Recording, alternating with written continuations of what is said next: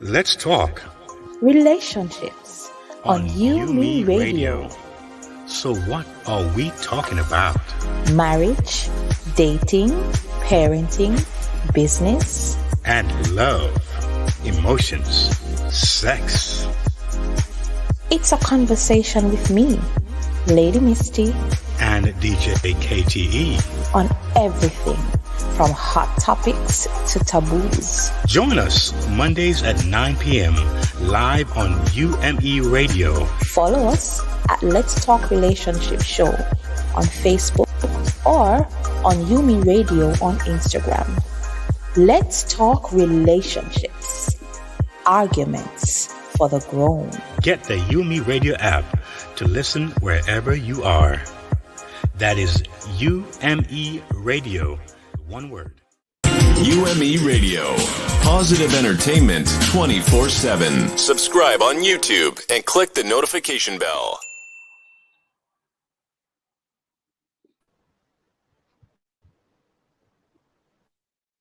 Hello, Hey, hello. Good night.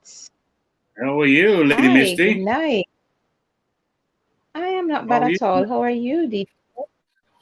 I'm doing pretty good. Doing pretty good. I can't complain at all. It's another day. New day, Good, new good. opportunities, and new vision. Yes. All right. Yes. Good night, everyone, and welcome to another episode of Let's Talk Relationships here on UME Radio. Of course, tonight we have another conversational topic that we want to share with you tonight. Pretty scary one. Pretty scary one So it's time to too. pretty scary. Well, let's see. So who's early tonight? So we want to do a roll call. Who's early tonight? Who's early? Let's do a roll call. So those of you over there on Facebook or on YouTube, please Let's give get a shout thumbs out. All right, we're up here. taking attendance tonight. Yeah, let me see a Yes, thumbs up we're for those who taking are a, early. we're, Mm. yes, we're taking the register tonight. All right, so tonight we are going to be discussing the topic attack on Father's Day. Is there such a thing? Why are you I attacking kind of Father's wonder. Day though? Yeah, We're gonna the be day talking that about is it barely, tonight. a day that's barely getting through. That's barely getting a a little bit of I'm barely recognition, getting through. you know. I know, And right? So that's what we're going to talk about tonight. Listen, I am so saddened that we have to be questioning whether or not Father's Day should be celebrated. All mhm. right. You know, I always hear my husband say, "What's why do we have Father's Day over there in June? Well, everything else is celebrated in May, you Mhm. know." So already they're all by themselves over there over here in June, and we are attacking them. I don't know. Mother's Day, Children's Day, uh, Teachers Day, I tell you. all the days, all of those nice days are in May, and Father's Day is in June Mm. by Yeah, you know. themselves. Mm? Uh-oh. Wow. So we want to hear your thoughts. Uh, should Father's Day be a thing? Shouldn't it be a thing? What? We're gonna be talking about it tonight. All right. So, of course, before we get in depth and before we dive into the topic tonight, we start with an attitude of gratitude, as I always say. And we want to say thank you to all our sponsors, our supporters, our listeners, our viewers for continuing to keep our company each night. All right. It is our hope that this show can be a source of empowering information for you, a place where you go to challenge your own thinking, and a safe space to address issues that affect uh, your family and mine, or families. All right. As Uh-huh. a matter of fact, guys, we have a surprise coming soon. I hope you like surprises, all right? Because it's a good surprise. So we have a surprise coming soon. So Surprise, please join us in the surprise. yeah, so please join us in the comment section. If you need advice or answers to a question that you need to help you grow in your relationship, please feel free to drop a line in the comment section or email us at ltranswers@gmail.com.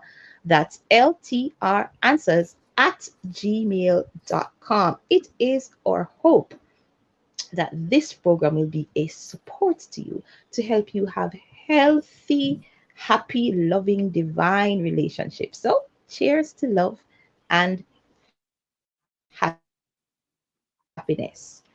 On Yumi Radio, I am Lady Misty, and I'm here tonight with my awesome, amazing co host.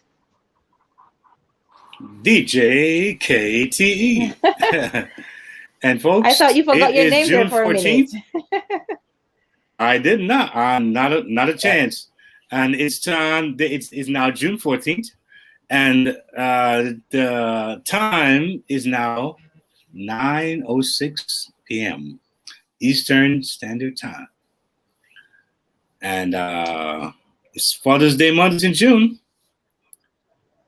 So I guess we had to talk about some stuff, huh? To see what we yes, can we get have from this we unique, I would say, topic here. It's kind of a wild topic. very unique topic. Yes. Yeah, you know, it's Well, funny guys, because just in case you want to listen to this program again yeah. Go anytime. ahead, Oh, Lord, go ahead, lady. I think we have a delay Yeah, system going I on think we here. do. Oh, I think we Lord, do. internet, please behave yourself tonight. Listen to me, guys. For the past 3 weeks, the internet where I Yeah. live has been very, very terrible, and it has been so Okay. bad in the area where I live, Wow. even at work. So it has been uh, an uphill battle. But behave yourself tonight in Jesus' name. Yeah, I'm Help me hoping lay that it'll hands, be. guys. Yeah, that's Help right. me I'm hoping lay hands. it'll go well tonight. I'm hoping it'll be smooth. Oh, in Jesus' name, in Jesus' name, in Jesus' name. All Yes. right. So, in case you want to listen to this program anytime in the future, so here are some ways you can listen. All right, so you can go to Yumi Radio, of course, and any of the following apps. So we are on umeradio.com, Apple Mm-hmm. Store, the Google Play Store, iTunes Podcast, iHeartRadio, TuneIn, Google Podcast, Podbean, Tune You Live 365, Spotify, Stitcher, and Player FM. So we are on all of those platforms, guys. So just in case you missed the live show and you want to listen to the show again, or you love it so much that you have to hear it again, all right, you can visit any one of these platforms to hear us. And Lady Misty, Yes, it's sir. funny because as I heard you talk about these different platforms where we can be heard. Mm-hmm.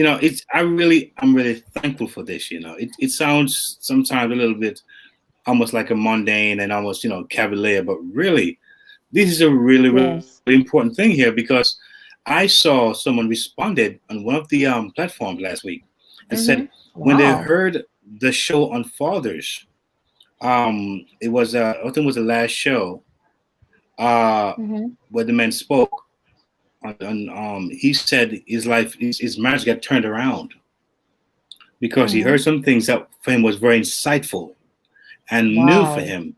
And he said when he heard the show, he just had a change, and he was really thankful for that. So it may seem simple, but you never know who is listening and said, "Man, this is something that's beneficial." And like I said, we are really after empowering 1 million lives.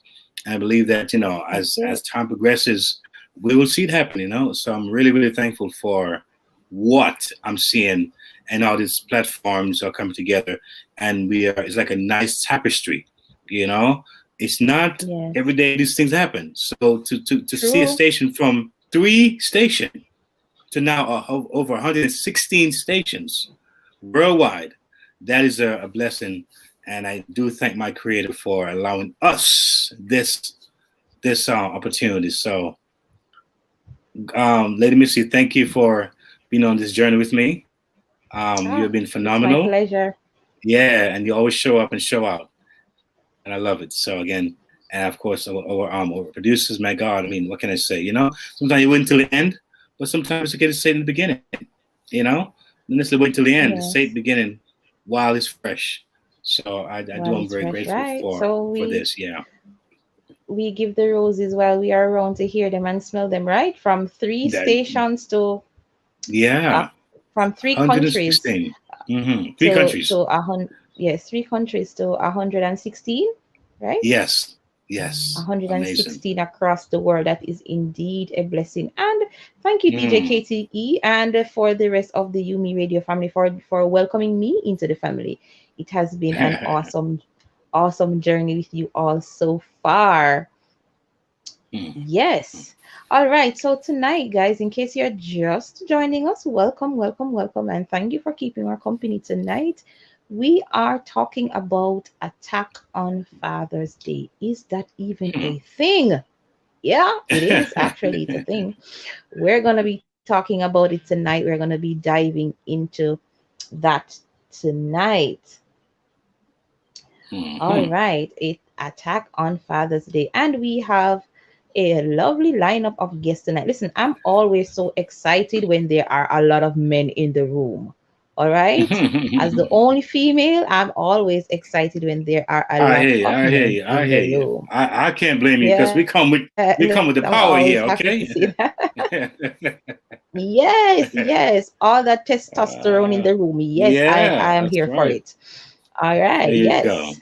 There you All go. right. So we are moving right into our first spotlight for the night.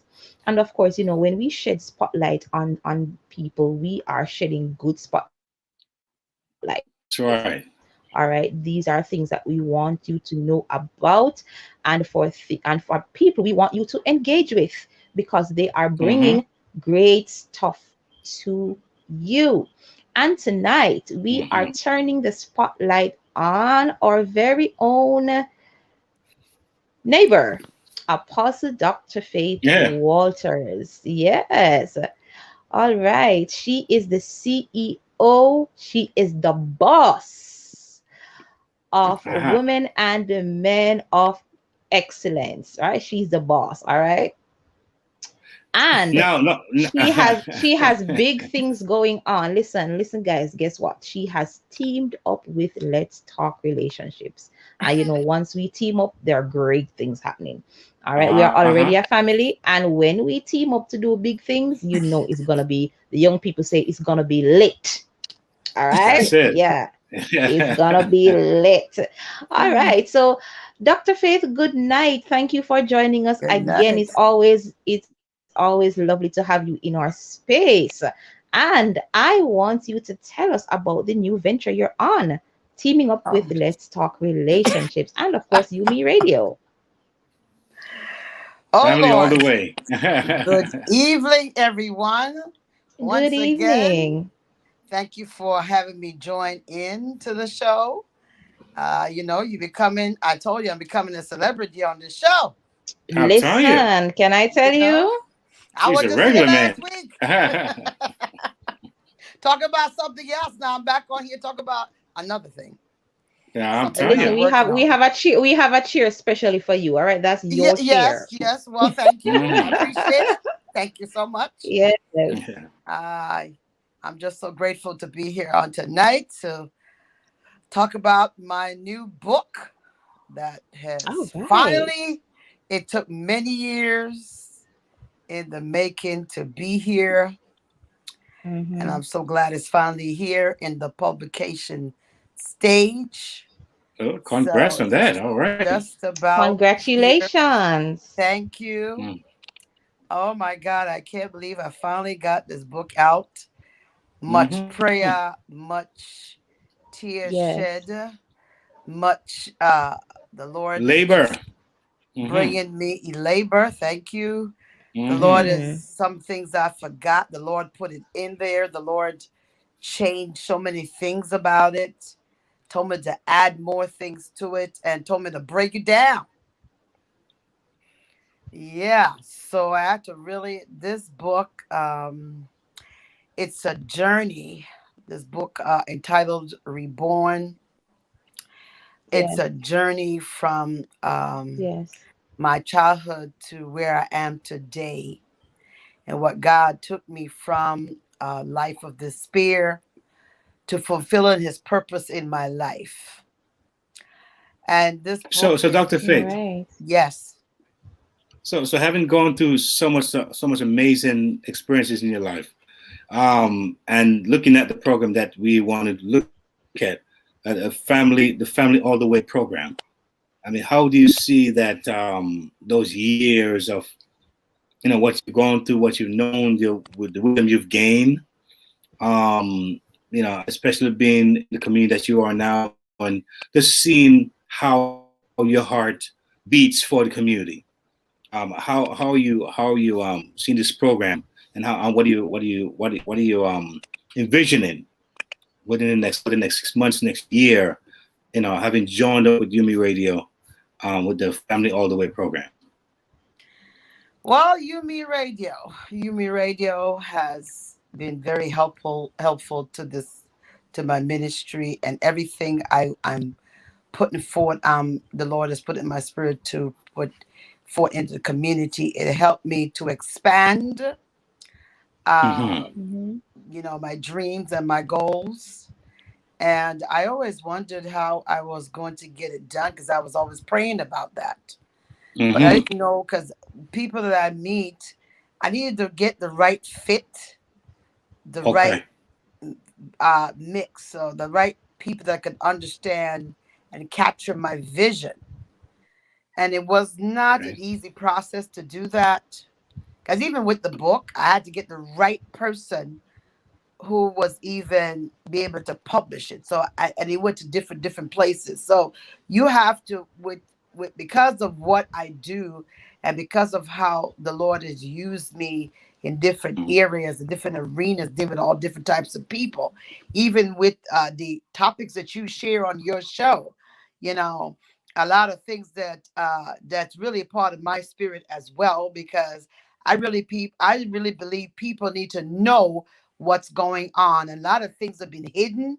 So this segment, You Me Radio, and all the different satellites that connect to it is a powerful tool to help me to bring my vision for the Ministry of Women Men of Excellence forth. So it Yes. has been a blessing, and I thank you so much for allowing God to use you. And I remember when this was a little place, just about a year ago or so. Well, for me it was when I Yes. first started out, and to know that our ministry is on a virtual platform for 1 year, and it's going to its 15th year, but 1 year for the virtual platform, and to know that we're in Wow. 116 countries in such a short period of time, that was really powerful as well. So I'm just so thankful to the Lord where we're going with UMERADIO, and I see more and more as God is showing me more things are going to happen for UMERADIO. It's going to expand more and more, because as I said, one of the things when I pray, I said, Lord, I want the word to reach even the bush. Okay. Wow. Everybody from the four corners of the world must hear the word of God, must hear the truth. So I'm thankful that this particular station, this particular, satellite or platforms, whatever it is really speaking truth to power, because too much has been gone on. And that's why we have so much of a breaking away of our generation, because there's too many things that was misinformed, where a lot of people were misinformed. A lot of information went forth that was misinformed. So I'm just thankful for this platform that is really bringing things together and just opening up people's eyes to the truth, because the word of God says in St. John 8:32, you shall know the truth and the truth shall set you free. So thank God Dr. Faith, that's real profound. And at the station, we realized that I was born and raised in church. I'm a church boy, so to speak. But I realized that as I got older and started experiencing the world, whether through school, to college, and just going to a secular college, and seeing how the world works, I realized that the branding, I kind of moved myself from branding, whether it be a religious sounding thing, when you say I'm a Christian, what does that mean? Or, because there's so many different aspects of how we can relate to the world, what we have, our God-given gifts.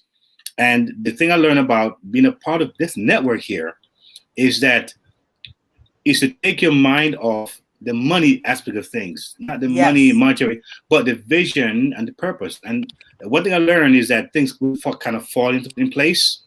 It will fall in place once the foundation is actually is put together, and to find people who are willing to not only just invest their time, invest their resource, and invest in themselves, and see the power in unifying or uniting. My God, I think that's the black curse. And if we can get that together, we become unstoppable, point blank. So I think this station can be just another conduit, another platform that can help to unite people from Africa to Jamaica to Europe, and to US, and we can really have this thing going. And I'm excited about what I'm seeing in the future. And to see how you have evolved in 1 year, how you've taken that leadership role as someone who's a visionary, who didn't know much about the virtual world and the technical stuff, and who put yourself out there. And your name is Faith, right? You took a step of faith, as in Dr. Faith, huh? And you said, "Listen, I'm gonna do this." And here you are now, a year later on. You know so much more, and you're growing, and so much is expanded around you. And it's going to affect the community. That's a beautiful thing, So I won't say too much on it, but I really do appreciate, what you're doing, the tremendous work you're doing in the community, and I think that you're definitely inspiring and empowering people, and I really I'm happy for this venture that we partnered with, and I'm seeing awesome things happening in the lives of many. around us and throughout the world. Yes, yes, yes. So we're glad to have you, Dr. Faith. Um, and we look forward to continue our relationship, and see it just grow and grow and grow. Any final words you want to say before Well, I should be we talking about my book online tonight. mm-hmm, The book coming out, Reborn, mm-hmm. and that's going to be at it's on the website for wa-moe.org. You could Okay, pre-order the book. nice. I don't know what's Say it going. again. Say You the can website pre-order the again. book, Reborn. Mm. Pre-order it. Mm-hmm. It's up there if you see it on the screen. Yes. Reborn, and you could pre-order that at wa-moe.org or Mm-hmm. wamoe.org at the website. You can hit the pre-order Nice. Okay. button and get a hold of this book. This book will change your life, and it will do something. It can enrich you. It can empower you. It will make you cry. It will make you, different things can happen to you, but at the end, for sure, God would Yeah. definitely turn your life around when you read to the end of the book. And we pray that it Okay. will bless you and enlighten you and Mm-hmm. build you up. So I'm All grateful right. again to be on the show and to be spotlighting my book and to be spotlighting UME Radio and what it has done to help women and men of excellence outreach ministries. God bless All Awesome. everyone right. and thank you so much and have a good night. Awesome. All right. Awesome. Yes. Awesome. Thank We you. look forward to Thank you having so you much, Dr. again and again and Faith. again. Yes. Great. Thank you. Not a Thank you, Dr. problem. Faith. Yeah. Bye-bye. Bye bye. All right. Thank you so much, Dr. Faith, for coming on. As usual, a very, very inspiring woman, and I look forward to the results that this new venture will reap. Mm-hmm. Teaming up with her awesome ministry. I want to say kudos to this station and, of course, with LTR, kudos to us as we continue to impact and change lives. All right, we are talking tonight about Father's Day. Is Father's Day under the attack?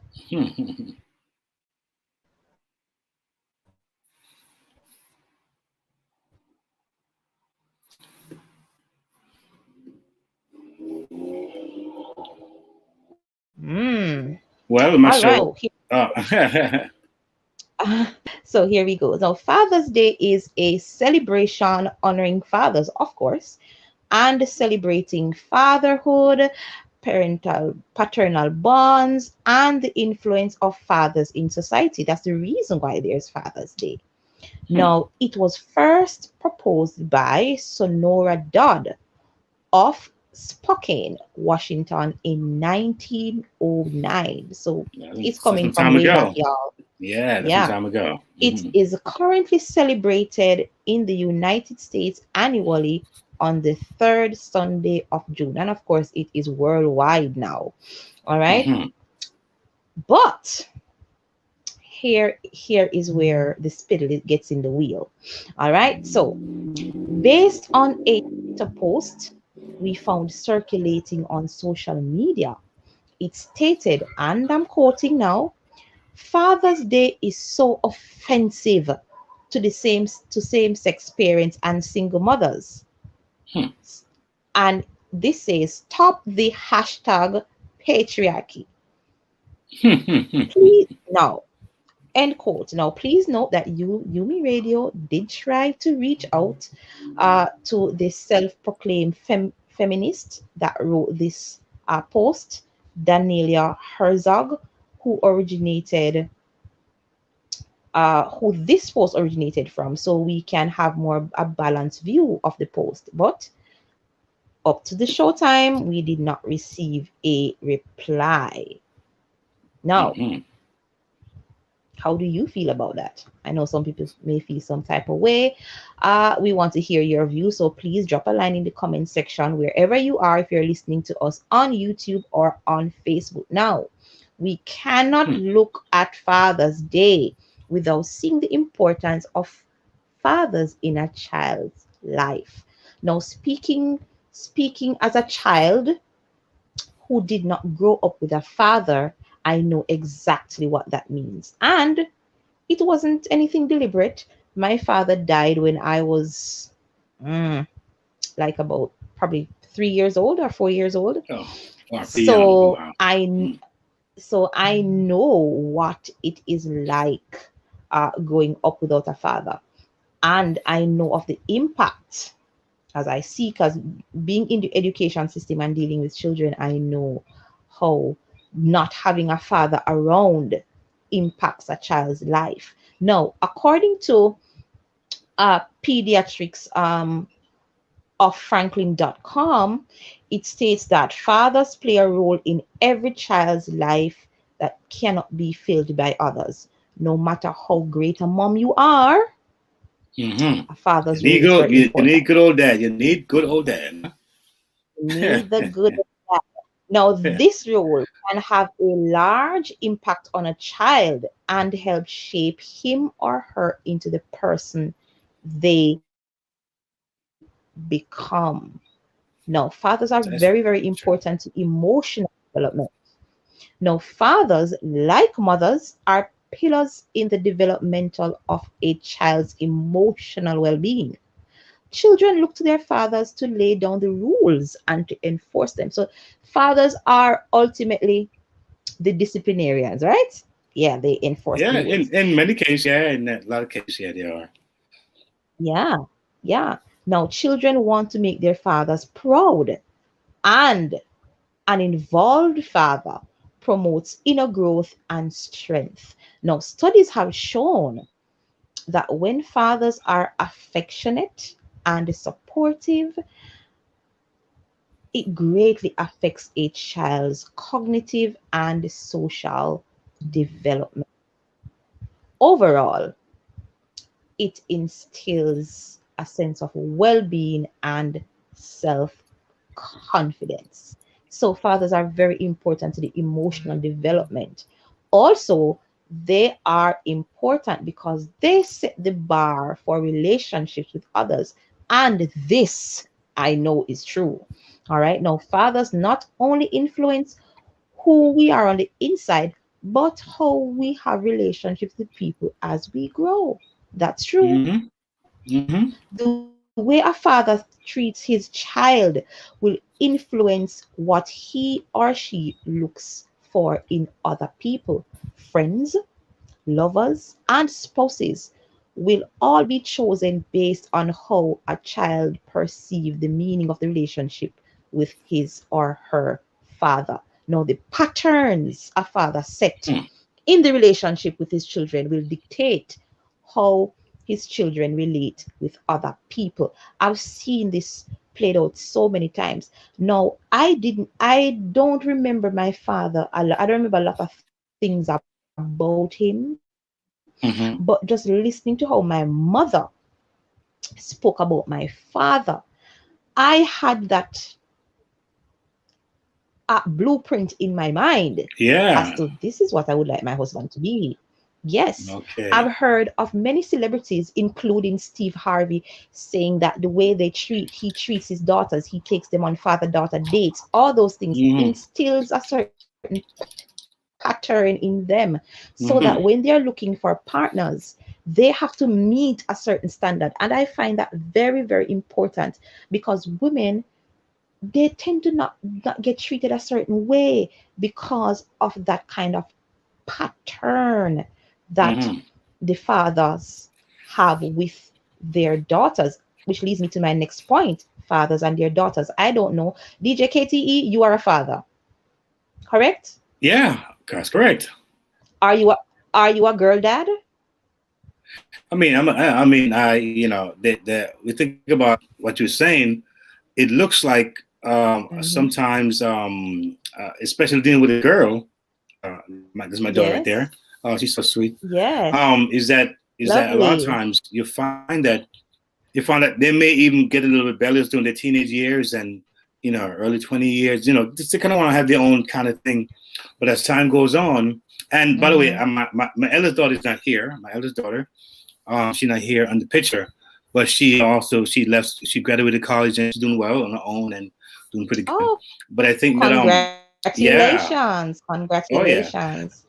But as it relates to my daughter, I find that at the end of the day, they come back to that, what they knew, what they saw, what they know that worked for them.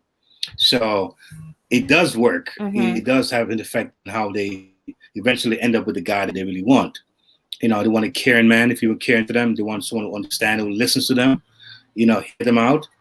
They want that, So I think it does. And it really does. And if you as a father show them, that DJ KTE, that's the blueprint that you have set, because that's what they want to look for. Now you can identify with this with DJ KTE, and the article says that young girls depend on their fathers for security and emotional support. A father shows his daughter what a good relationship with a man is like. See the blueprint. If a father is loving and gentle, his daughter will look for those qualities in men when she's old enough to begin dating. If a father is strong and valiant, she will relate closely to men of the same character. Is that true, DJ KTE? Yep. I think in most cases it really is. It really there's a tie somewhere. There's a tie somewhere. Yeah. Yes, I believe so. I do. All right. I do. So we off to some from Vox Pop and on what you hear what some folks are saying about dads, and we got some great men in the house tonight. Yes. So first, let's welcome some great men in the house tonight. The great men. I think I see. Want to welcome tonight, Mr. Well, you can probably see it. I can't see it so clearly. UMERADIO. My glasses on so I can see it. Yeah, Samson UMERADIO. You see, if I say it wrong, so I'm like, let me take my time.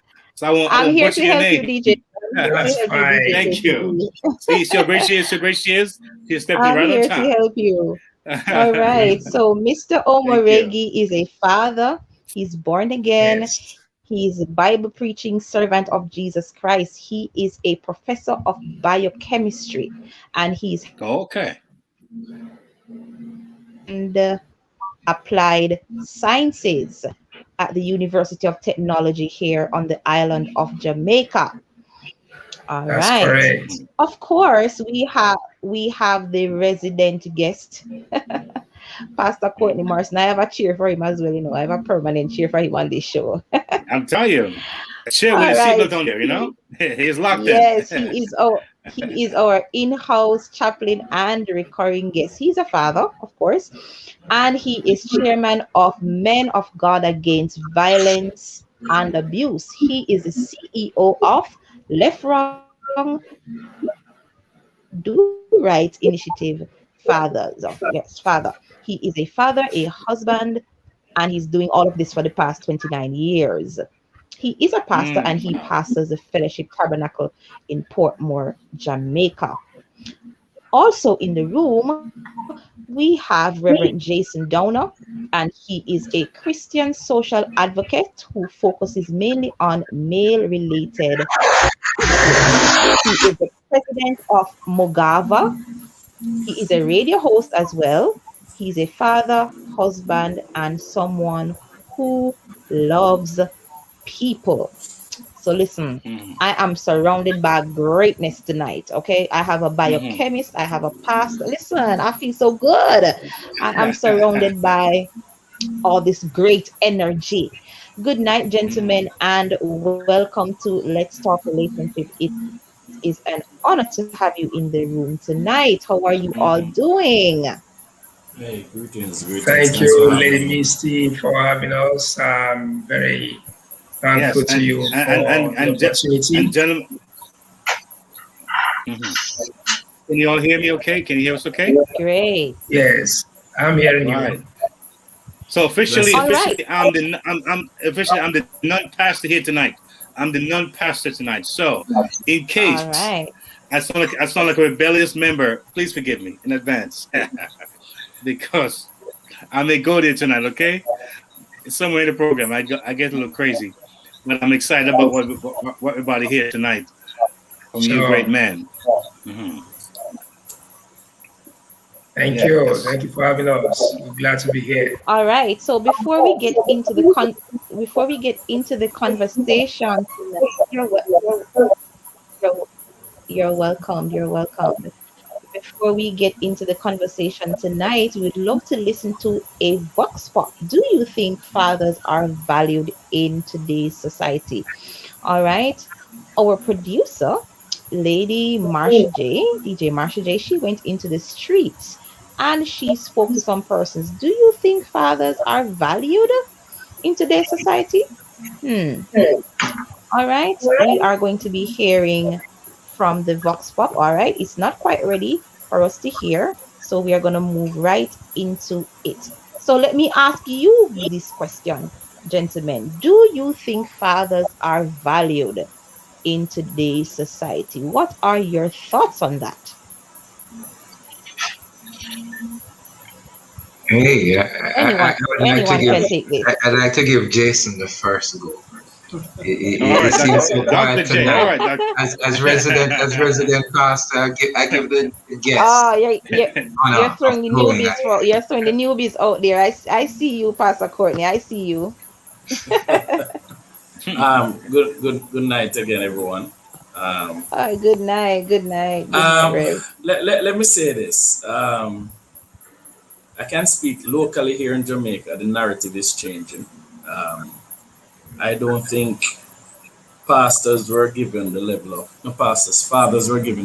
respect and honor because of misconstrued information.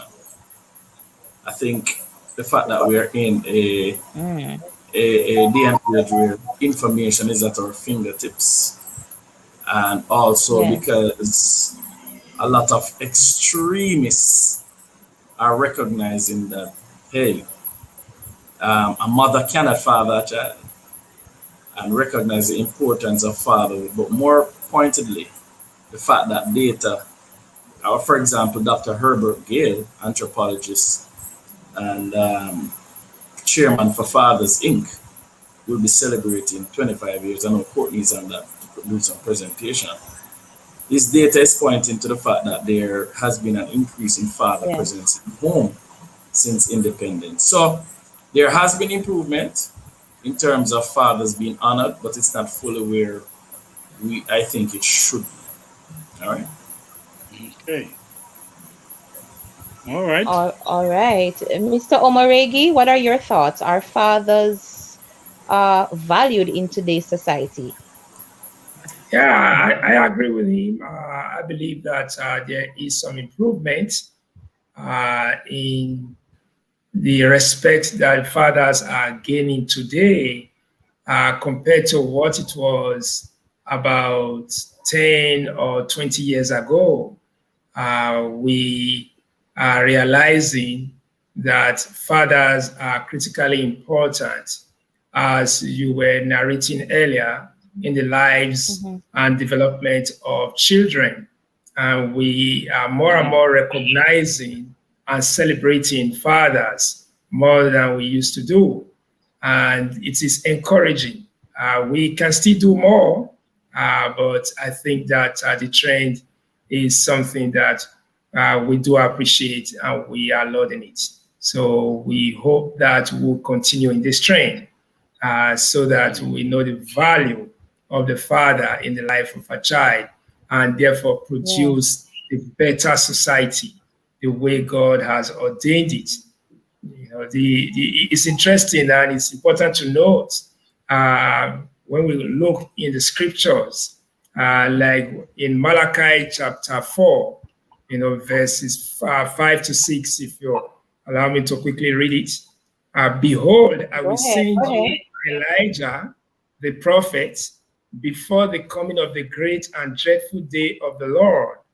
And he will turn the hearts of the fathers to the children, and the hearts of the children to their fathers, lest I come and strike the earth with a curse. So it's important the way God has ordained things to be, that fathers play a very critical role in the lives of children, their children, including their sons. I know you were emphasizing the daughters, but it's here generally talking about sons and daughters, their children all together.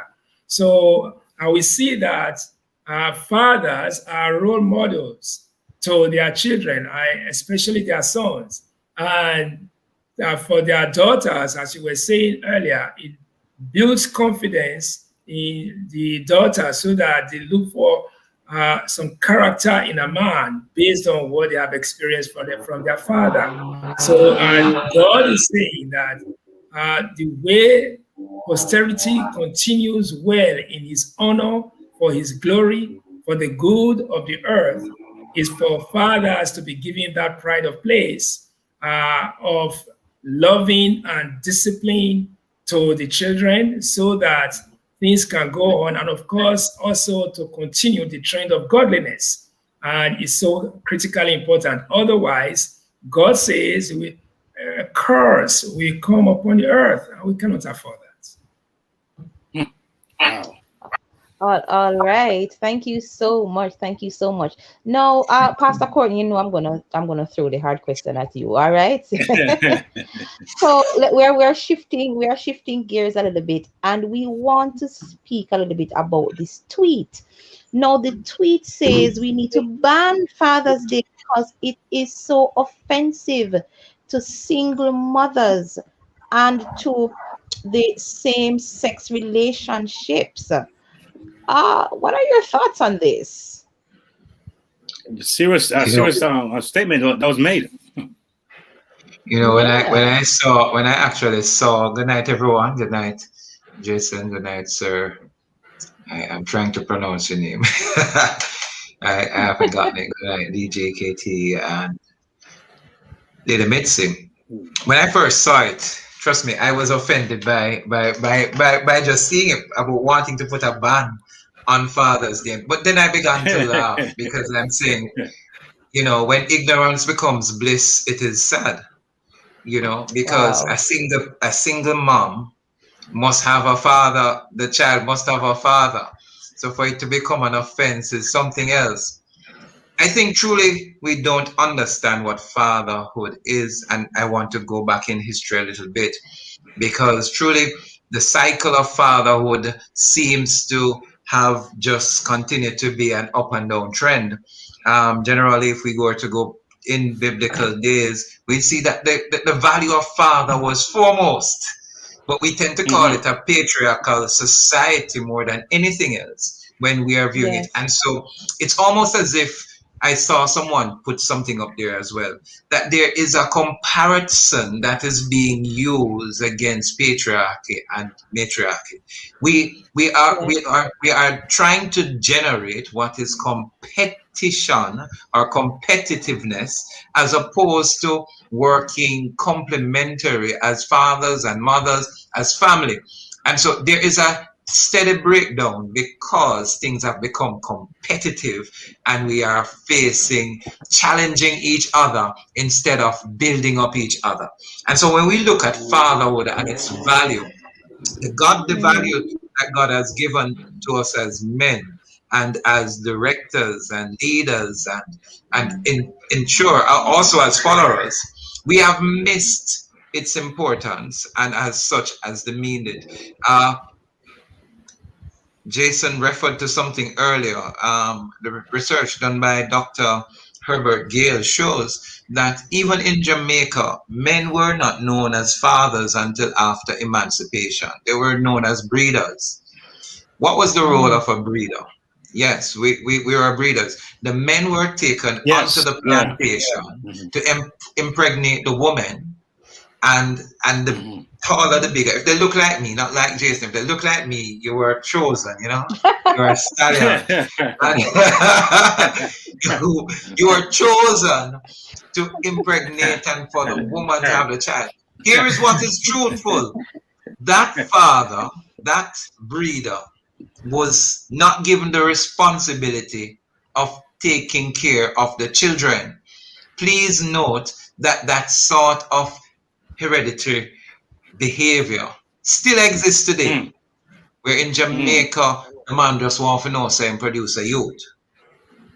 Yeah. True. The narrative is changing, and we're happy as we move further and further away from a slave mentality, because really and truly, men need to see that the breedership type of culture is slavery. It is not about fatherhood. It is about the responsibility of taking care of the child that you have produced by impregnating a woman. You are a father, and it comes with responsibility. And responsibilities, if you were to go by traditional biblical one, that you're the priest, you're the protector, you're the provider, you're the one that is ensuring that that family unit is pulled together. So imagine that as its foundation, and that is removed because we have devalued fatherhood. Then we can understand why the nuclear family is the way it is today.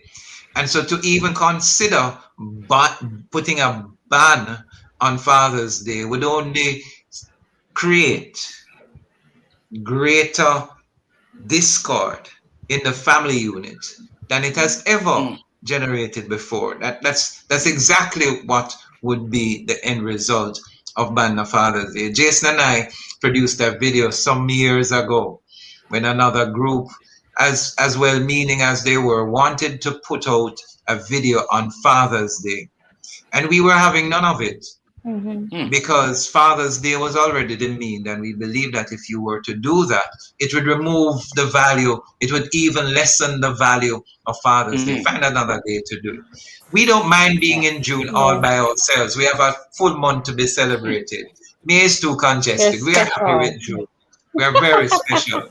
Well, what they wanted to do was to really launch a campaign on the day, and the campaign pretty much is already established that the main perpetrator of violence, domestic, what should I say, intimate partner violence or violence against women and women, children, are males. And to launch that on a day where we're trying to uplift our men, we would not have it. I must say this though, while that post, and Sir Courtney sent it to me, where I saw that feminists, and now feminism, in its purest sense, nothing is wrong with it. It's just that it has been taken now from one extreme to the next. No, nothing is wrong. Not what we need. Aside from what that person is coming with, their motive, we as men need to examine ourselves as well, and to say, okay, Father's Day must be celebrated, not only just for fathers who are playing their role, but fathers who, the truth is, aren't, and the aren't there is as a result of also they not knowing what to do. But the fact is, most of our social ills that we face point back to the absence of a father figure, and it points to fatherlessness. Now, it's important for the listeners to understand that fatherlessness does not mean that he's not in the home. Fatherlessness means the absence of the quality relationship needed. And I want to make a special appeal to the men of faith on this platform. You understand? Who are listening, that so many of us are so caught up in ministry that our children suffer. Yes, we go home, but then because we are so drained emotionally from offering ourselves outside of the home, when we come home, we can just sleep. So it's very important. And just to remind us of the four, some roles. We know provider historically, we know protector, and we use those two. And that's why women in the past would say, I'm both mother and father, because when the father was absent and not being able to provide, and the mother is saying, but I am providing instead of the father, then I'm the father figure. And same so with protecting. The child is being bullied. Where's daddy? Daddy's not there. I have to go deal with it. I'm providing, I'm father. I'm the father. But what he's pointing to now is that fatherhood involves modeling of a certain type of behavior.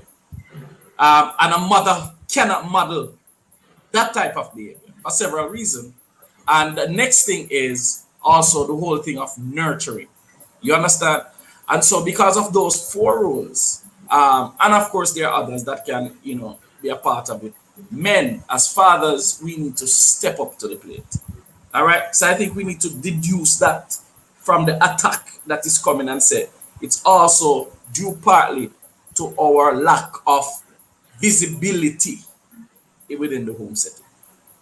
Jason, I want to take that down another road because there are some points that I agree with you fully. But yet still, men are seen as leaders, and therefore there's a higher level of accountability that is expected of the men.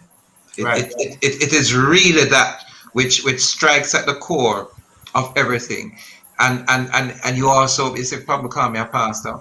You speak to pastors who are out there not giving the necessary time to our children, but the fact of the matter also is our businessmen, our accountants, and those who are out there. So I won't be like you and secluded to pastors tonight. I want to talk to all those other men who do the overtime, who are also so busy studying their masters and degrees, building themselves up, but at the same time is not doing the balance as well.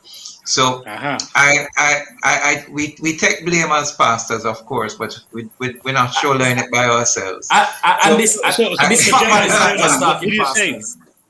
Would you say that that it seems as if most men or fathers in this case don't know the value of being in the home or being present in the home? Because I think that as I observe over the years, that's, I think, other men don't understand the effectiveness, how much even just being there, being present.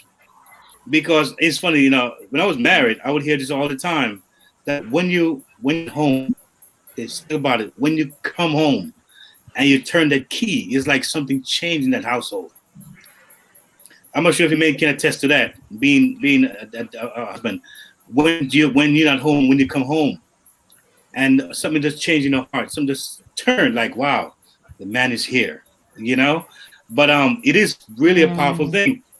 You know, the secular world, of course, you know, I think they don't probably have a way of looking at it the way we do. But in the secular arena, I think a lot of men, they see it more as, you know, men bonding, you know, opposed to family bonding. Father's Day, men bonding. So can we go have a drinking night or something kind of something that has to do with them having a men good time, you know, opposed to how we're taught as maybe men from the Bible or men from Christian men. So there's a world out there that looks at this whole thing as, you know, you have kids and, you know, provide for them, and the rest is history. Let mom deal with the nitty gritty stuff and the little stuff that seem insignificant. But I think when men become more aware of it, of their importance, that their presence means a lot, they will now start to show up more. I think that's a big divide. I think that. Go ahead. Yeah, I think that we need to look at it that there is some generational change, you know. Maybe sometimes we are taken aback to the traditional roles as we have always known it.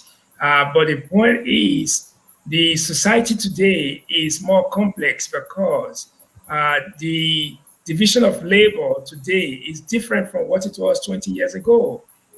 With technology coming on stream, a lot more is required of every person to be able to at least survive or to thrive.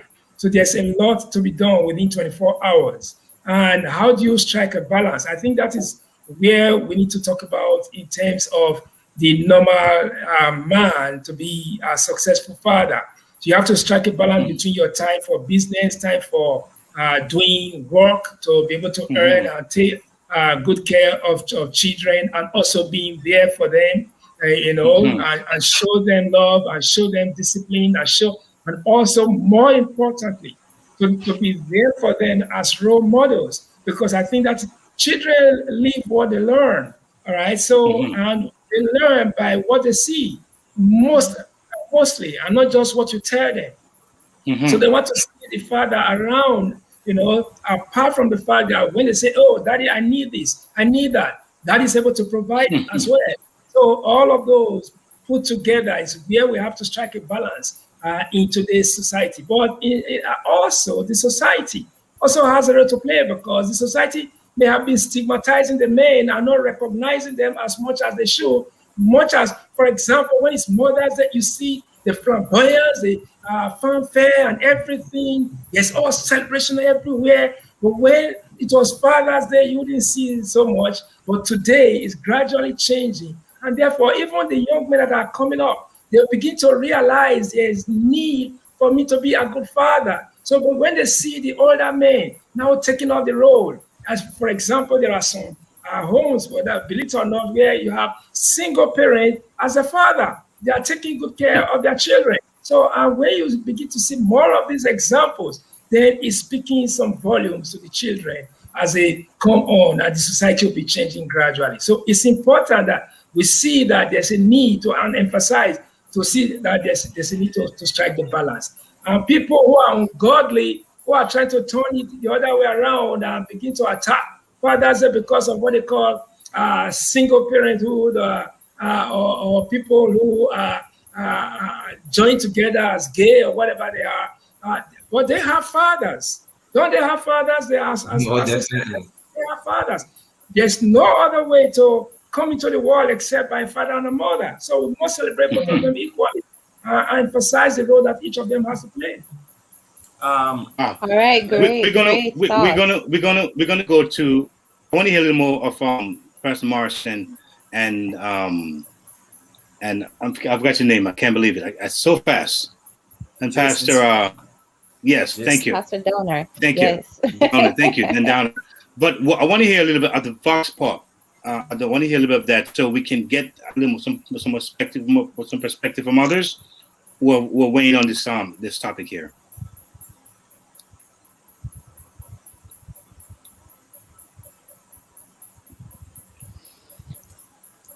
Oh, Jesus.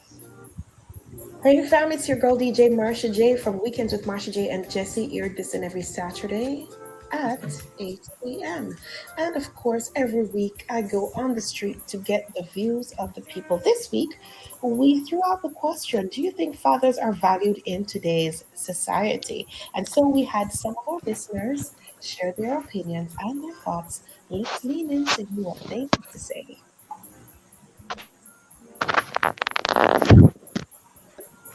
I do not think fathers are truly valued in today's society. America tries. I think most of the world tries, but maybe because so many fathers, there are so many, not a lot.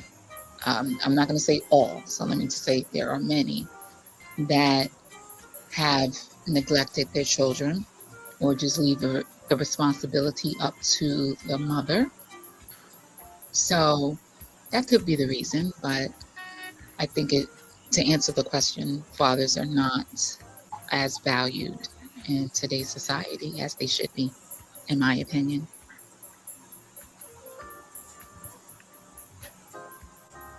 In my opinion, I feel that fathers are not appreciated in today's society. Now, I can go on and say that parenting in all aspects, is a thankless job, right? I can say that being a mother is a thankless job, being a father is a thankless job. But due to the fact that the question is focused on fathers are definitely not valued in today's society. And there's a number of reasons why. Fathers are outside of the home providing, so that leads them to not be available at times for the family. Their presence is very important to the household, and with the lack of presence due to the fact that they are providers, it can have a dramatic impact on the whole family. It has a holistic effect on the entire foundation of the family. But I do believe if the father is present, regardless of where he is, whether it's work or whether it's something due to him having to be outside of the home, that takes his presence away, if he is truly conversating and involved, whether he's right there in the household or whether he is overseas or wherever he may be, if he is truly engaged, he will be valued, and he will feel that value. But regardless, if he is present, the value it shows up regardless.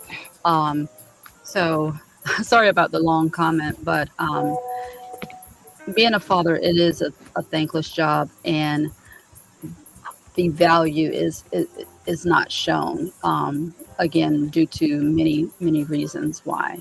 But I do feel that a father's presence and lack of presence in the home contributes to the value that he receives and the appreciation that he receives. Thank you for requesting my thoughts and opinions on this topic. Take care. Bye-bye.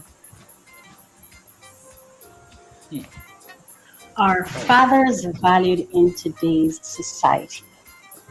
I think that men are so severely marginalized that they sometimes seem to be becoming irrelevant in some sorts of ways. It's almost as though they're being sidelined in a way. And regrettably, in my own opinion, I feel as though they have gotten so comfortable or introverted. I don't know if I'm saying it the right way, but I feel as though they have contributed to this in a way, in that when a man does not fulfill his role as leader, and then someone else takes over, and he allows that takeover to happen, then that takeover spreads and it gets into a danger zone. And I think sometimes we get so lax that until danger zone happens, we don't realize that we're actually being overcome. And so I think if men are not careful, they will become insignificant and irrelevant except for sperm.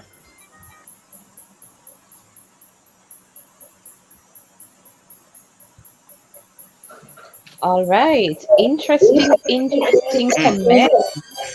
And that's from the ladies now. That's come from And the that's ladies. from the ladies, yes. Yeah. Some of the comments that stood out at me was the one comment that says, if the man is not present, he's not really valued.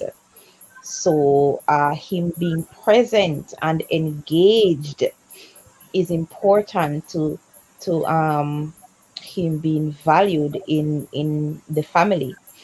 And also, I really like the last comment, which spoke to men over the years being, kind of pushed in the background, maybe by their own doing, because the ladies had to be taking the reins, so to speak, in being the head of the household. I'm putting that in quotations. And so the men have gotten comfortable, being, watching my lady work, that those kind of roles are, downplayed. So I know you gentlemen listened. What are your thoughts, coming from the Vox Pop? Let me say this. I understand the impact of slavery. And I understand how it filtered down throughout the years. But I want to say this, as I said before. That person who made that post, I saw somebody made it in the comment too, that that person might have really had a father wound, some form of hurt, and it's disguised under being a feminist, right? But I must say this, as fathers, some of us as men, we need to understand that we have contributed to what the narrative is. And those fathers now who are stepping up to the plate, it's not necessarily because they were fathered. Well, it is because the messaging that is all over the importance of fatherhood, how to father, etc., is there, and the youngsters now require relationship more than times past, and so they have stepped up. For some of us back then, our fathers never had the opportunity for information at their fingertips. We're messaging on social media, over local TV, over the radio, coming at them about stepping up to play your role. And so they just continued in a particular cycle. Why I call out the church? Let me tell you why I call the church out. As a pastor, as a Christian, I believe that we must have some level of moral authority. And that the church must lead the charge in rebuilding the walls of fatherhood. Yes, regular people out there are, men out there are sidestepping their roles and responsibility. I can speak to that. But the truth is, I can hold the church accountable because we stand on the word of God. And I believe we are the ones who are supposed to begin to break this cycle because of lack of positive fathering. Things like intimate partner violence, domestic violence, other form of issues relating to conflict is now plaguing society because our children don't grow up in a home where they see mommy and daddy managing conflict in relationship.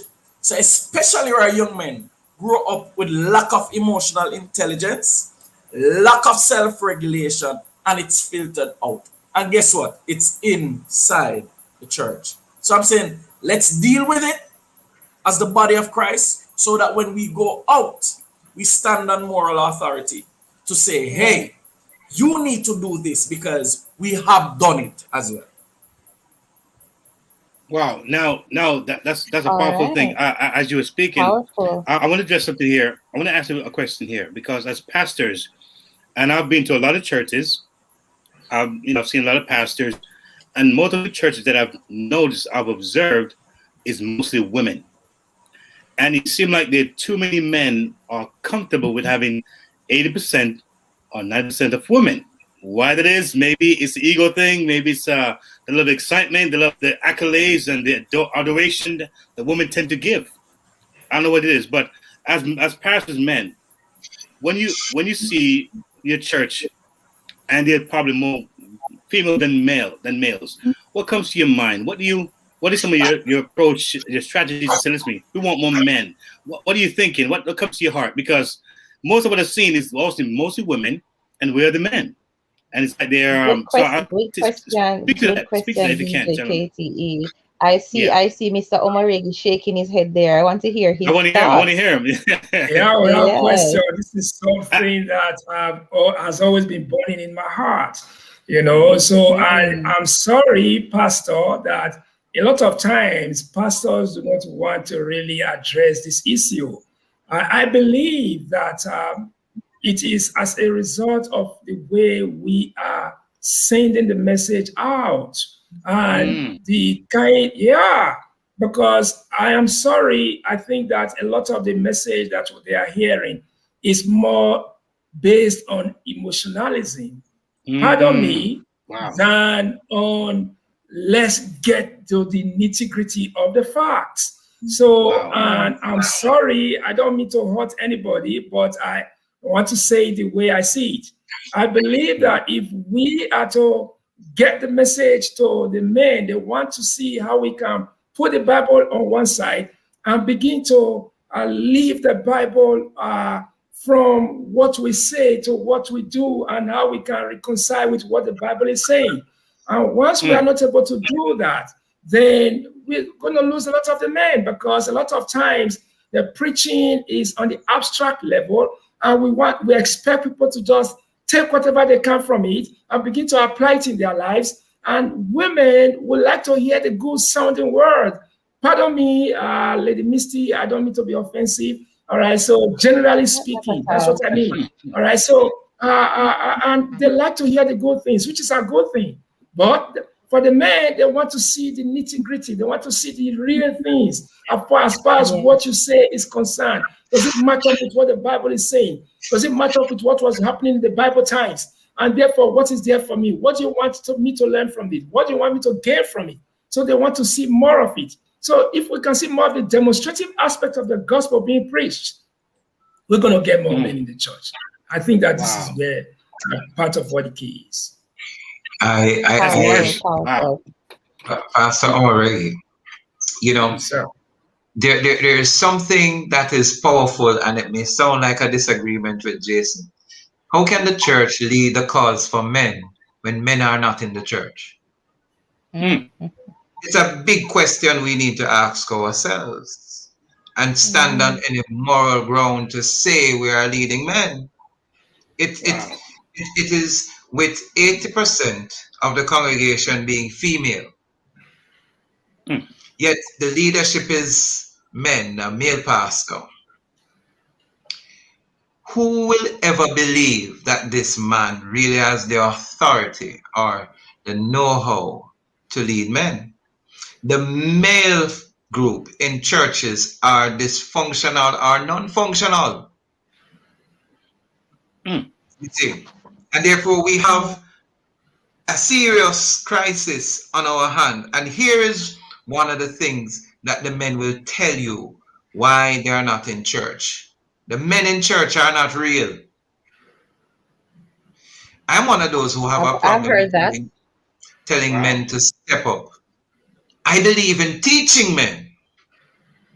I believe in encouraging men, and I believe part of the reason some of our men seem to have become either complacent, withdrawn, is because they feel emasculated in the first place.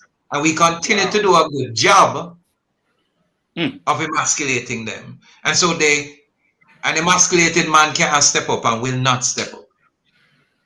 An encouraged and empowered man will. When you have broken men trying to lead broken men, men who have father's wounds still trying to help those who have father's wound to heal, there is a chronic situation that we are facing. Who helps in the healing process? Who teaches the healing process? Who are the ones that are helping with the healing process? I'm seeing where as well we have a big thing in the church. I'm actually doing a book on restoration. The church is big on punishment, but knows little about restoring anyone who is broken. And it is that way for our men, why we're not seeing them. They are broken, they are judged, and then they become castaways. They do not. And so when you look and see men joining gangs, why? Because they are feeling appreciated, they are feeling valued. How can we, therefore, even as fathers, I love to tell mothers, stop telling men that the child is yours. Say to him, our child. When you say my child, he says, okay, you might know that, but you may have had a different man and I didn't know. There are things that we will say that in the thought process of a man that will either push him away we're trying our best to pull them, but there are some things that we're doing that the world itself seems, and Luke 14 verse 8 is a scripture that I look at. I'm hoping I'm quoting it right. That the children of this world are wiser than the children of light in this generation. Yeah. They're out there pulling men, having men. You look at other religious groups. Christianity is the only one that lacks men. That's interesting. What is it that we are missing? I think if we don't fix that, and yet still you look at the Islamic nation, you look at quite a number of these other groups, how they treat the men. The man is treated as valued, even if he's not doing well. Wow. Yeah. A part of the may I add, a part of the reason to why we don't see more men in church is because the church setup, as it relates to worship, is in itself effeminate. I don't agree with that. I keep on hearing that, and I tell you why. But it's interesting. So let me say this. Worship has a face. Worship has a worship. No, it's not. Worship has a. Tell you why. Let me tell you. Let me explain on what I have experimented with. And see. Interesting point. Oftentimes when men go to church, it's one-way traffic in terms of communication, and it's from the pulpit to the man. There's hardly an opportunity, except for maybe Bible studies or men's meeting, where a man can hear something on a Sunday morning and say, "May I ask a question?" I know you, Courtney, you will facilitate, but you can't tell me, say, that is what happened on a Sunday morning. Maybe it worked in the past, but it doesn't work now, and it's not having the level of impact. That's one. There is this. Hold on. Let me finish.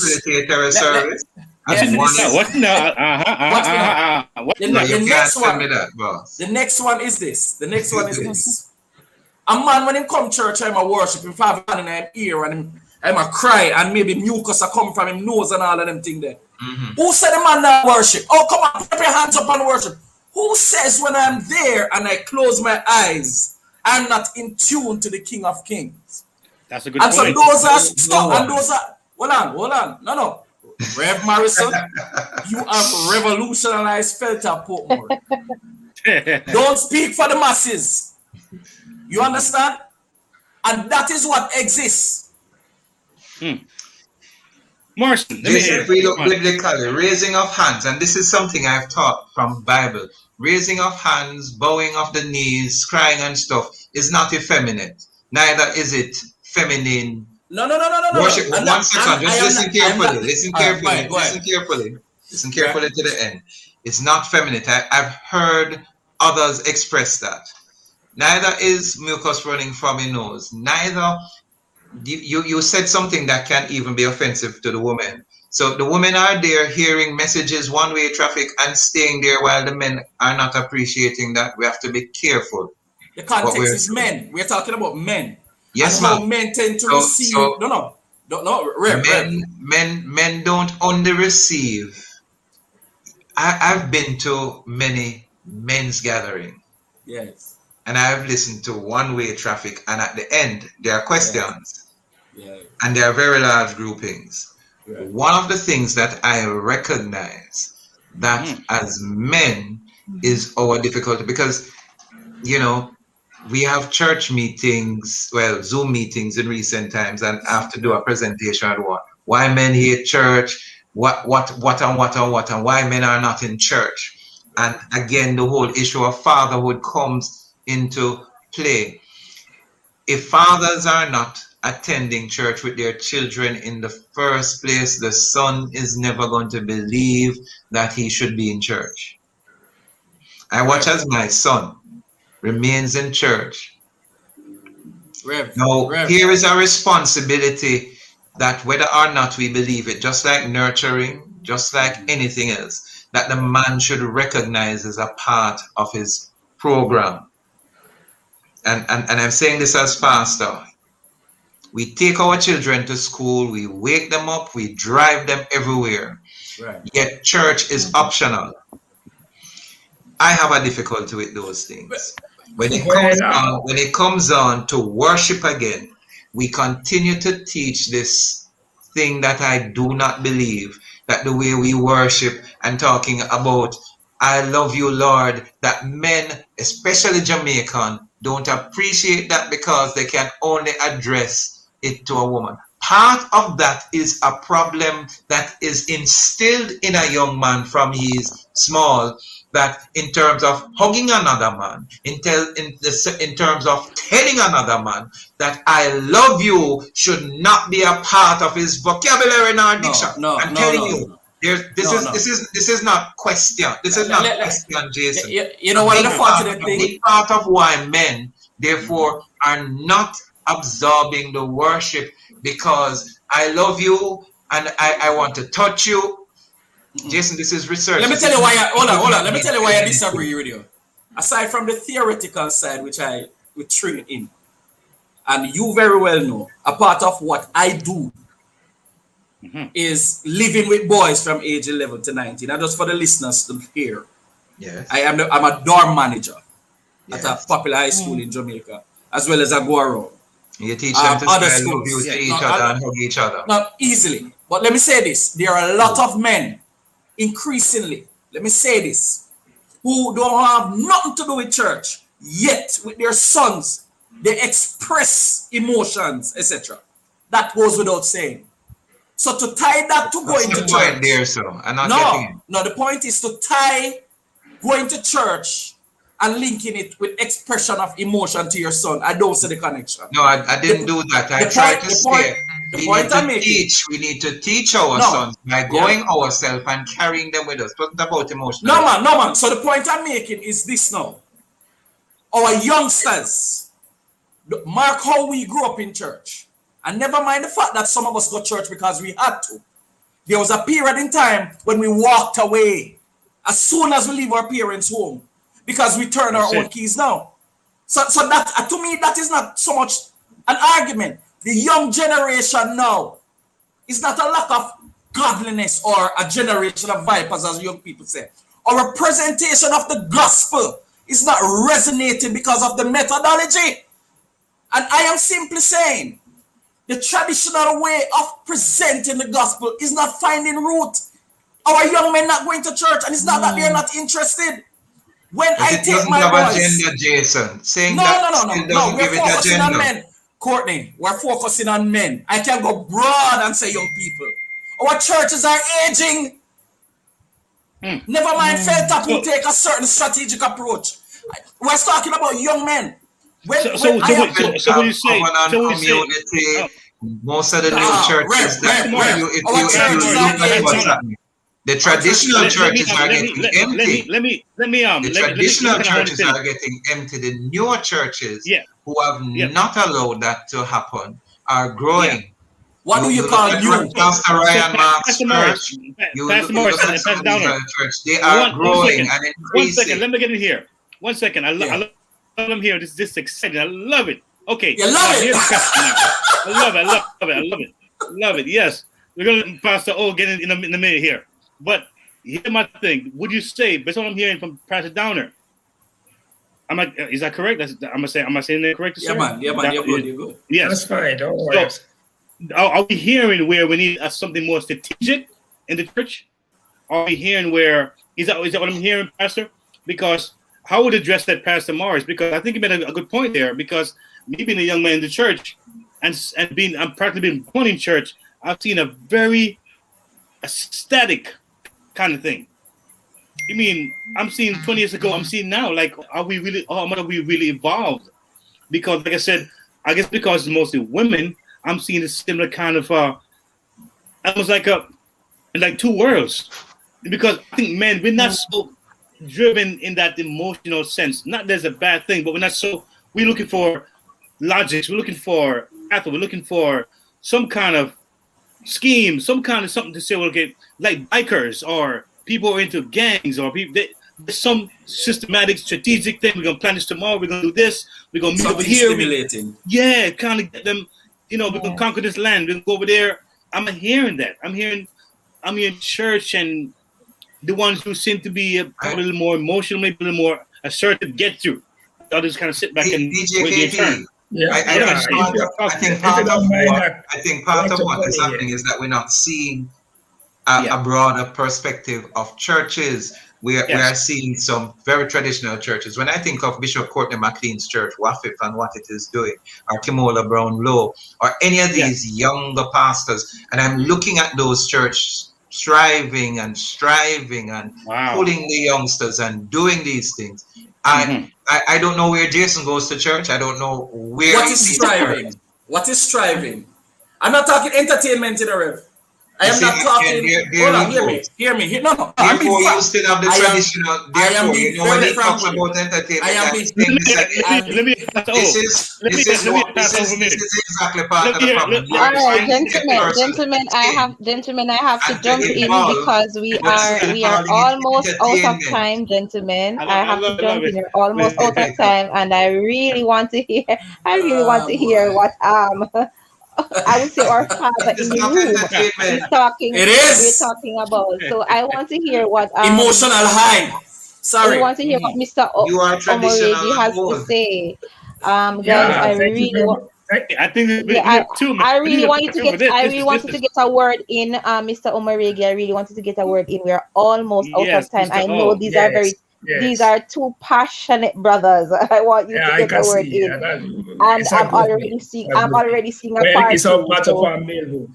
All right. So yes, and I go thank ahead. you. Yeah, thank you, Lady Misty. Yeah, and DJ KTE. Yes, I think it's important to note, as I said earlier, to stress further that the kind of message that we are hearing today is more on the emotional based kind of setting, where men would like to see things according to goals. You set goals, you meet the goals. That is what men want to see. The evidence-based kind of preaching that Jesus Christ engaged in. For example, when he went to, when he set the disciples out and he told them, go and preach the gospel to the people in the world, heal the sick, cast out devils. So they were busy doing something in the preaching of the gospel. So there was some evidence that was out of it. They saw people healed and they came to Jesus Christ. Master, do you see? We preached and people, the demons were cast out. They saw something. They saw that people's lives were changed. It was no longer the same as the time they came in. So the places today where you find more men are places where you see people are busy setting goals and meeting the goals, and it is affecting people's lives positively. But when you now throw it to the congregation and you make the honors on the congregation that they are the ones that are responsible for the lack of the progress, and therefore you put it on them that they are the ones that are to make the progress and not you, the leader pastor, then you are, you just make it to be as if you are the one just telling them the message. They are the ones to go and do the action and not about you. You are missing the point altogether. And that is why we don't see more men, because men are people who have the real deal. They want to see the real evidence. That is what is lacking until we reorganize the system so that we make things to be done according to what is in reality for the progress of life in every dimension as they need to see. We're not going to see more men. And that is where we need to do the correction. That's what I would like to say. Wow. We really haven't take much questions from the audience. Lady Misty, do you have anything out there? Anyone that's sending questions in that we can respond to one of those two? This is very intriguing here. Yes. There are questions. Let me just get to it. So here's a question. Do you think men's behaviors has influenced these extreme ideas though? Is there any room for men to really truly think and become mindful of their actions or lack thereof? What are your thoughts, gentlemen? I believe it has influenced, without question. Men's behavior has done so, without question. If it was not evidence, then we would not be having these reactions. I continue to say, though, how are we teaching our men? How are we growing our men? We continue to seemingly, in this day and age, pay more attention to how we treat our women than our men. You know, Dr. Herbert Gale will tell you, even now, if we're seeking funding for men projects, we get this amount. Can you see that? 0. For women's project, you know, we're doing a presentation. The number of times Fathers Inc. have been put out of a place of residence and a lack of support is unbelievable, you know. Wow, someone says none unless he's gay. What? Oh, no. Well, that's so true too. No funding unless he's gay. Yeah, you know, that's Wow. also true.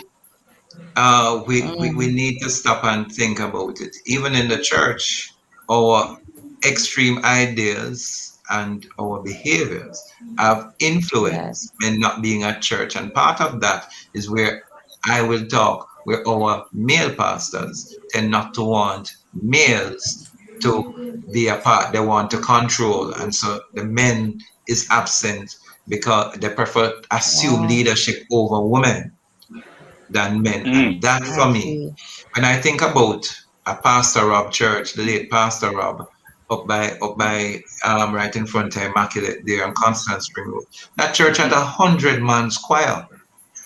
And some church don't have 100 man in it. And when I asked him a simple question, how did you achieve this? Wow. And he said, all I did was ask the men to do, and they did. And he went and he found them and asked them.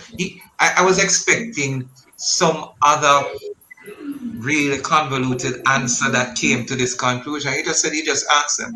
But a big problem is that as men, we tend to be warriors against each other. The first act of violence in the earth was Cain versus Abel. The older brother killed the younger brother. Yeah. In an ordained godly family from two people who God made himself. Right? And so until we can stop being combative and competitive and being complementary and working in partnership as men, not talking now with women, as men, and stop seeing ourselves only as conquerors, things will change. Yeah, can I quickly add that I'm glad that you talked about the late Pastor Rob's church, because I was a member of the church and I was there when things were transiting in that way. There was something about him. He made men his focus. He had a target about men, and that was his drive specifically. And because of that, he made a realization.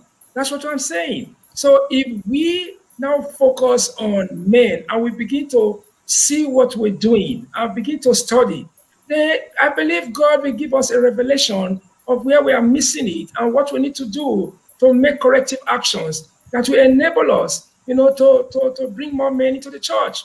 But I am sorry that a lot of pastors would not want to face into that reality, and this is where we have a problem. And two of his entertainers were deacons. DJ Nicholas and Jason Mighty. So I don't see these things as entertainment. When we hear secular entertainment, we call it devil worship. So why do we think even Christian entertainment is not worship?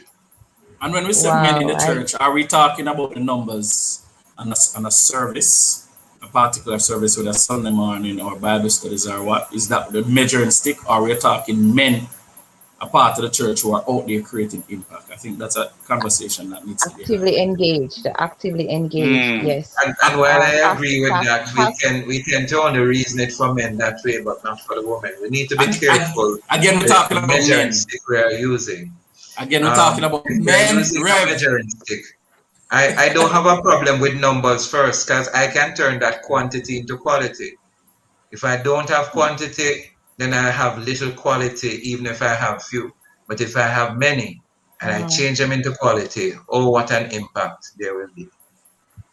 Well, I think that we need we need to take examples from David.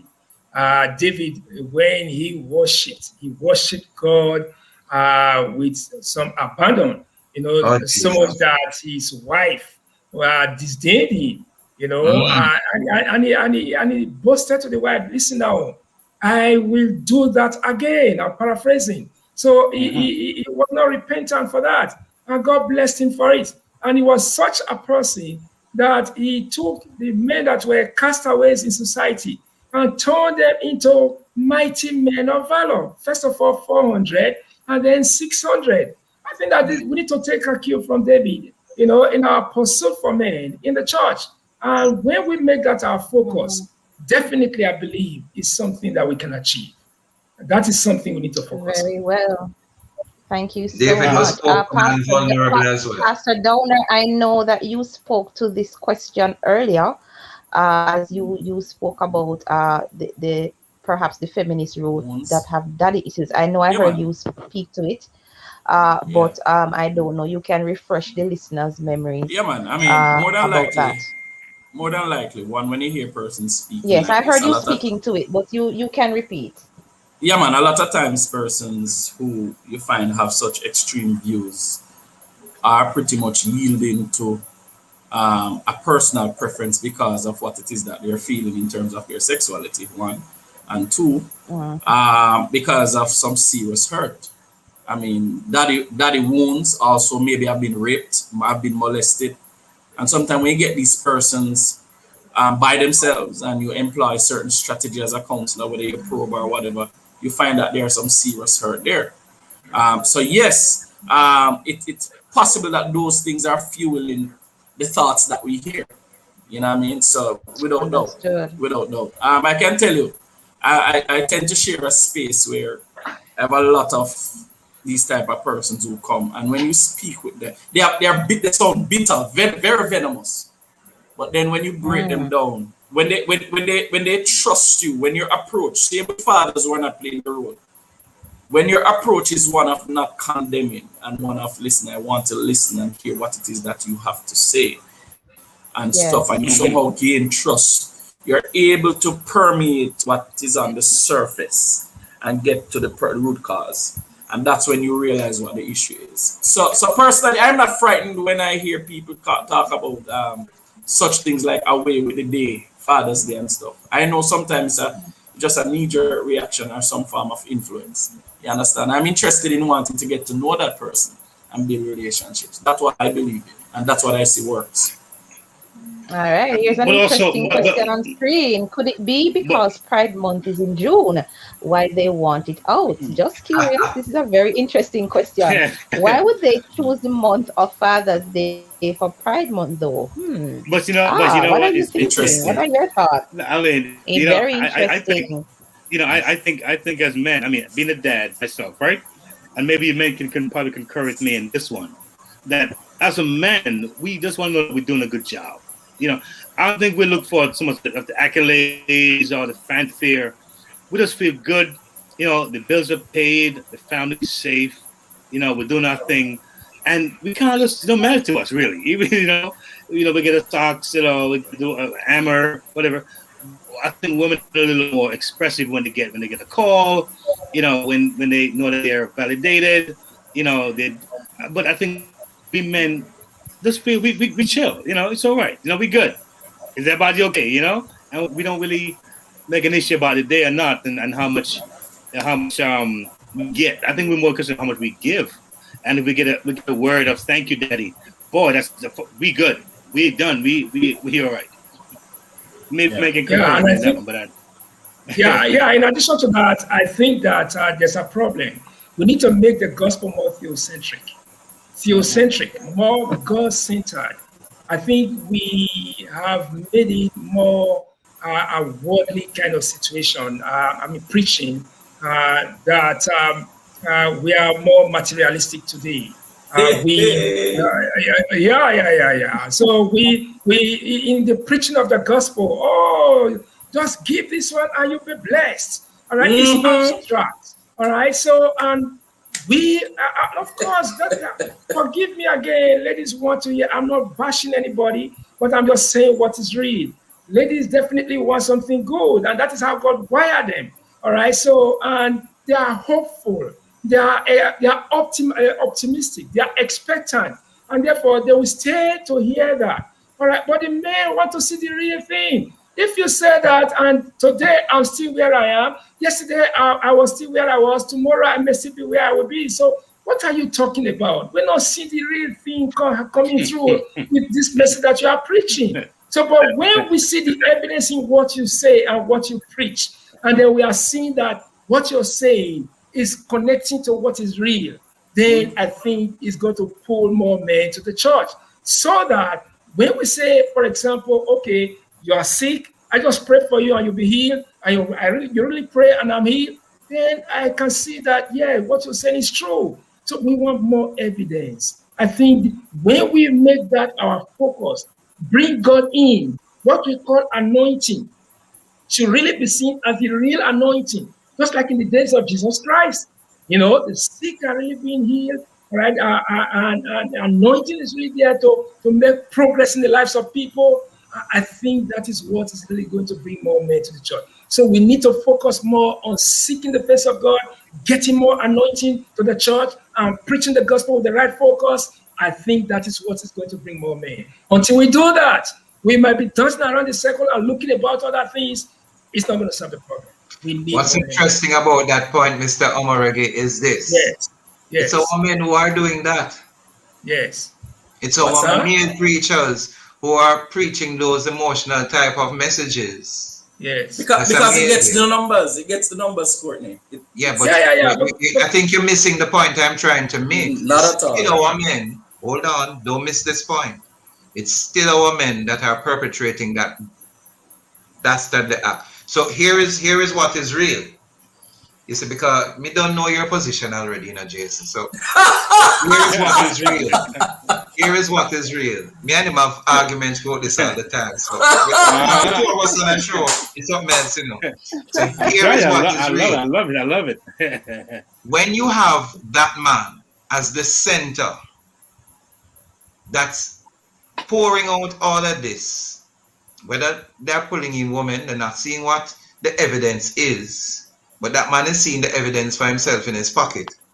It's still a man who is perpetrating this ungodly thing from the pulpit. And so again, him don't want no mere leadership to tackle him and challenge him. I made that point before. You see, we can't just look at what is surface. We have to ask ourselves what is deeper. I learned from my daughter many years ago, when she would ask, Daddy, what is? And I'd answer, and she would ask until there was no more question. She was satisfied. Until we get to what is the root of what is causing this. Because I'm not one of those who believe women are more emotional than men. God made women from men. And I don't believe he took my emotions and gave it to women. I might have one or two more extra that she didn't really get from me. How I control or display it is the difference. Yes. And we tend not to see that even our emotions come from God. How I treat those emotions can be ungodly. Yeah? And so men are equally or even more emotional than women. Somebody said, men just learn to mask. And I love to tell people, you take a man and put him around a domino table or have him talking about track and field or his favorite artist. He will talk till thy kingdom come. He won't go home till 2 o'clock with the wife. I win the finals. Win the finals, so they act emotional. Crying and jumping over each other. Yeah. What for define emotion? There is something else that we are not touching. Because part of one of the things we have done over the years is trying to use sports evangelism and all these other logical thinking processes to try to pull our men. And they end up playing the dominoes, they end up playing the football and stuff. But if it's 10 come to play football, 1 is 1. We're still not getting the type of figures we want. But call them in the day for football, they come. But it is over. Trust me, I used to run whole life ministries football for years. One of the things we need to stop and ask ourselves, the question, therefore, is what really, not if we're identifying and saying this is 1, this is 2, this is 3, this is 4. What are those things that we are looking for that will help to transform that meal? One, without question, is what is being taught at home by the father. One thing I've learned, is that regardless, when I used to go to school, now my father better than your father. Anything my father say, I really so it go. And we're not learning that many of these things begin at home. One young man look for me and make me know straight up, film father gallus. So him can't help but become a gallus. Wow. I don't know if I can determine. Certainly, I would love to see more men participate in church. But I don't know if I can determine the reach of men for God, towards God, based on numbers in church. I don't know if I can do that. Are limited to that, because certainly no. This is my point.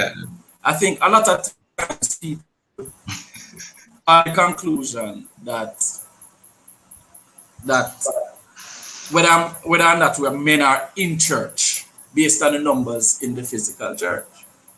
What I'm saying, if I no longer pastor within the four walls, Reverend Morrison, you know that.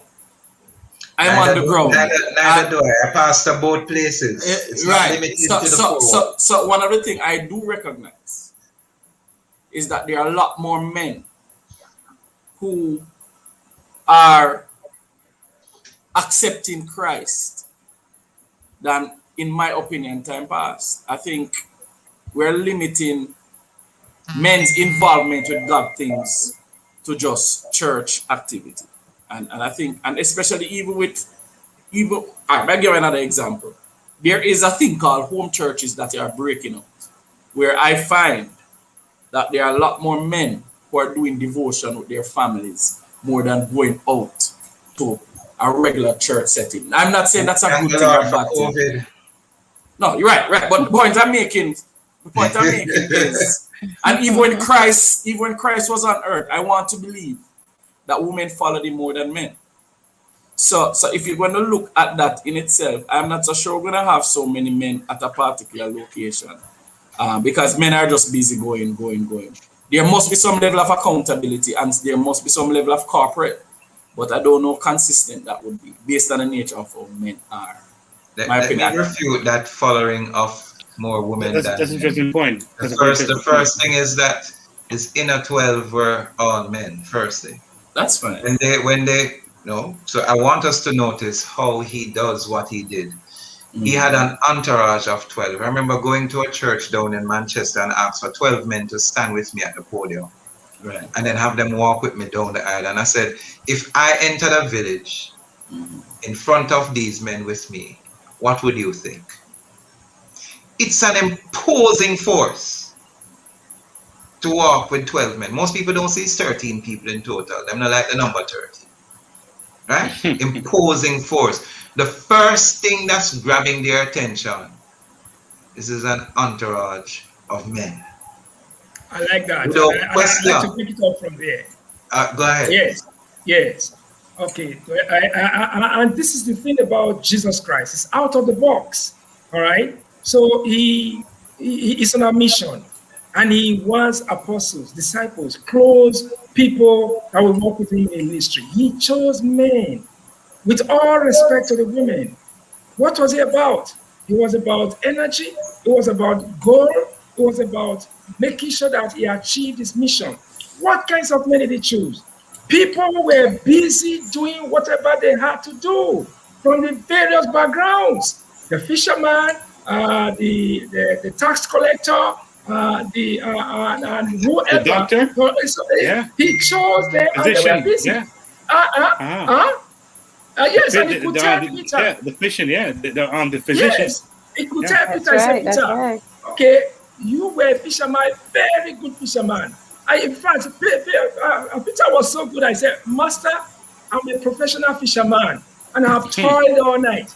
So that's to tell you the kind of people that he pulled to himself. So these were people who were having goals in mind. They were goal-getters. And therefore, he pulled them to the ministry to do something that was tangible, something that was realistic, and something that would end up in getting goals. So, and this is where we need to focus. You asked a question earlier, Reverend Morrison. The men are still the ones that are perpetrating this kind of preaching today. Yes, they are. But we have to find a way. Therefore, if the main preachers are not ready to turn around, then we all have to find a way to now set up a new movement, all right, to make things to change, so that we can now begin to set the pace and people see the reality of what we are saying, and therefore things will begin to change in the right direction. This is a great way to end the show tonight. Thank you so much, Mr. Omar. Wow. Thank you so much. Thank you so much, Pastor Donna, Pastor Morrison, as always. Thank you so much. This was such an engaging show tonight. And I want to say thank you so much, gentlemen, for your insightful talk. You brought so much energy to the show tonight. For those persons who did not get to, we did not get to reach out to you, we want to say, please feel free to continue to comment. Of course, we're going to go to part 2, but we want to say a very good night to you. Thank you so much for making it Let's Talk Relationships tonight. I trust you'll have a wonderful night. Thank you to our sponsors. Thank you to our viewers. Thank you for all those who listened and participated with us tonight. Indeed, we want to say thank you. I want to close the curtains tonight with this thought that says, I cannot think of any need in a childhood as strong as the need for a father's protection. And this was by Sigmund Freud. I want to say thank you so much for listening to Let's Talk Relationships. Join us again next week. Of course, we are coming back. We are hitting you again next week with part 2 as we continue to celebrate our men. And remember, Let's Talk Relationships on UME Radio. So what are we talking about? Marriage, dating, parenting, business, and love, emotions, sex. It's a conversation with me, Lady Misty, and DJ KTE on everything from hot topics to taboos. Join us Mondays at 9 p.m. live on UMERADIO. Follow us at Let's Talk Relationship Show on Facebook or on UMERADIO on Instagram. Let's Talk Relationships. Arguments for the grown. Get the UMERADIO app to listen wherever you are. That is UMERADIO. One word. UME Radio. Positive entertainment 24/7. Subscribe on YouTube and click the notification bell.